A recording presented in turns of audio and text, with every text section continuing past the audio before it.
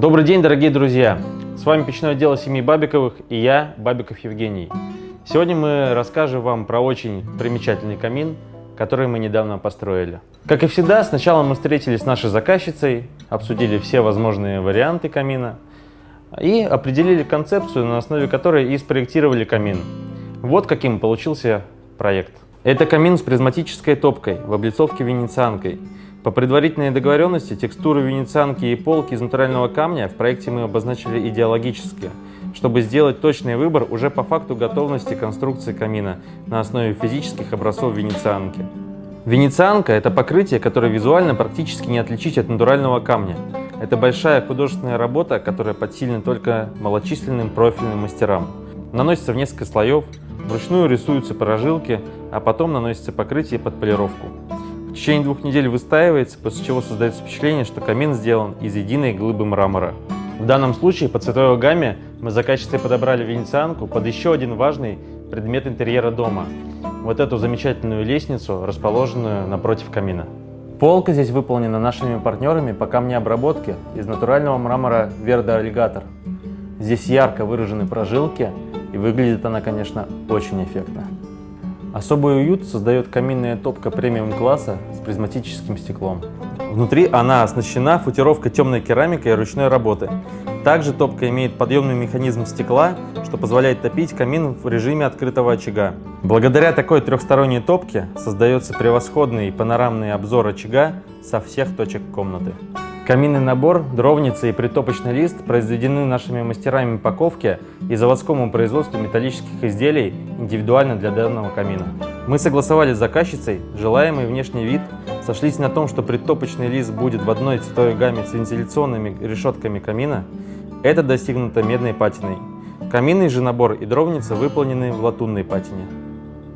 Чтобы не занимать лишнее место в комнате на 2-м этаже, мы выпустили дымоход еще под перекрытием 1-го и 2-го этажей и пустили его по фасадной стене дома.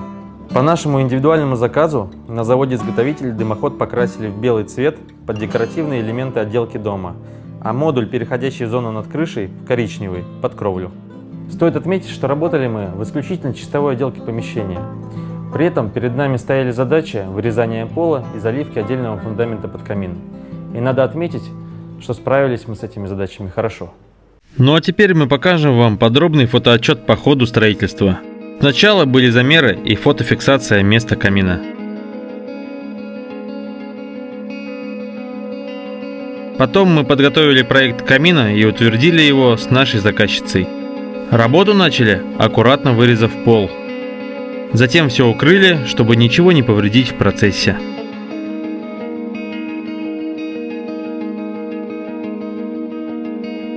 А вот так готовили цементный раствор для фундамента. Построили опалубку и залили фундамент с тройным армированием. На месте, где готовили раствор, мы все прибрали. И принялись за работу. Поставили топку, ведем кладку корпуса камина.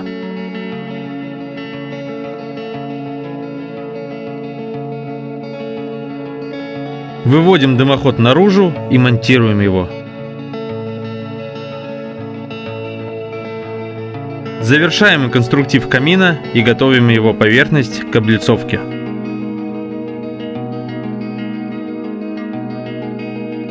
Облицовочный процесс. Итоговый результат не заставил себя ждать и всех очень порадовал. С вами было печное дело семьи Бабиковых и я, Бабиков Евгений. Мы занимаемся семейным делом, а не бизнесом. А если вы занимаетесь бизнесом, доверьте его профессионалам, компании AML Group, руководителю которой мы и построили этот камин.